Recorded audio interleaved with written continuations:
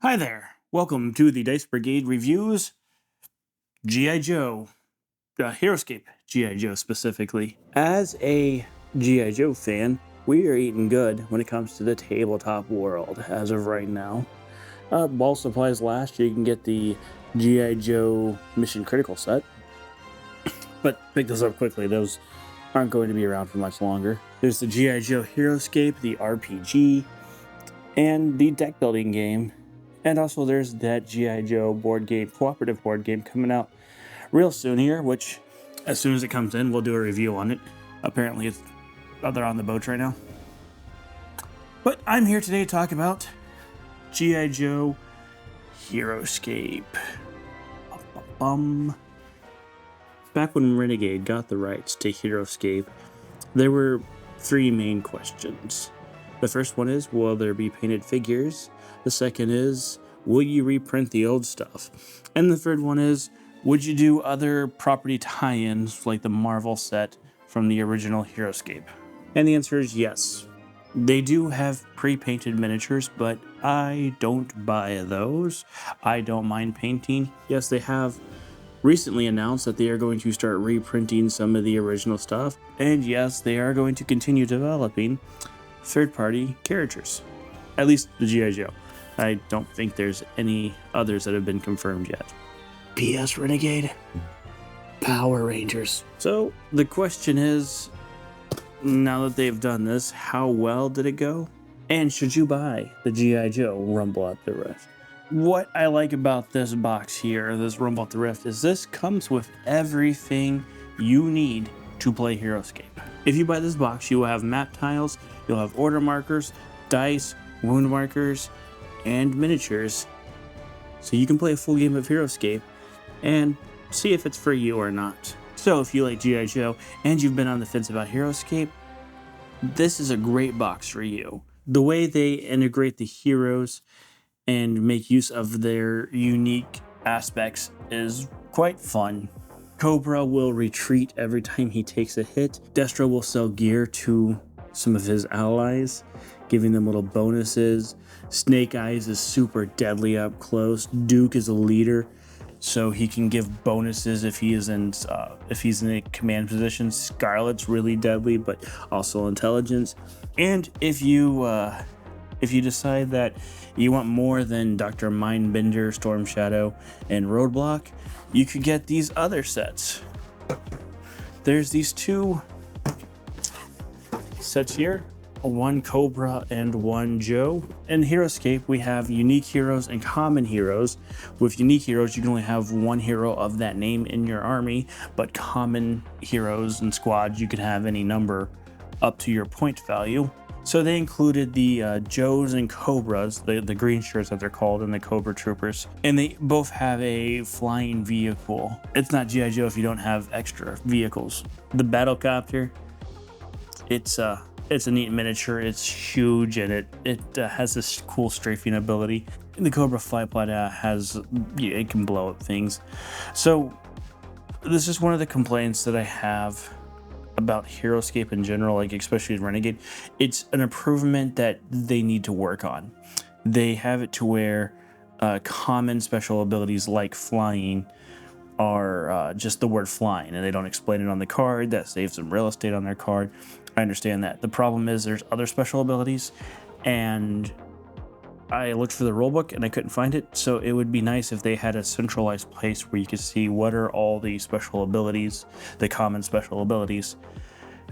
And their rulebooks are a little tedious, like the main rulebook in this set doesn't talk about what the poison does. You find that in the scenario book, which is frustrating because I would like all those rules to be in one spot. I hate looking through multiple books to find a rule. That's a problem with main HeroScape, which I will be doing a review on in the future. But also you can get this box, which has more unique heroes. And I like most of the heroes these come with. I'm fine with the villains that they give you. They're iconic. And the Joes are good. With this set, at least, I'm happy with the selection that they gave you. And I love this set. This problem is I like most of the people in this box, except for the ninjas. I'm not a big fan of Jinx and Kamakura. They're fine as heroes, they're just not my favorite Joes. Seeing as we already had 2 ninjas from the Rumble of the Rift and the most iconic ninjas from the G.I. Joe series, I would have preferred a couple of extra Joes, like Flint. Flint is the GOAT. And there are so many more interesting Joes that they could have gone with. They were trying to double them up to add symmetry to the twins. For some reason, Renegade doesn't like Quick Kick or Shipwreck. Not that I'm bitter about not getting them in Mission Critical. Not at all. I like Baroness. She's fun. She's a sniper and deadly. The twins are really cool because they occupy the same card, but if you defeat one of them, then both of them are removed from the battlefield. But they're pretty deadly. And this Serpentor was a promo figure, which means if you would have pre-ordered any of these sets, you would have gotten him for free. I went ahead and paid for him because I didn't pre-order the set. He's a force to be reckoned with on the battlefield. This has the asphalt and the concrete that was introduced in Marvel. The unique pieces to the G.I. Joe set is this little riveted walls, which they fit. I hate to say that I have to bring that up, but with the trees that Renegade had put out that don't fit, you have to check every time. And to my knowledge, Renegade still hasn't fixed that, which is a shame. But these fit, so good on you guys for meeting the bare necessities.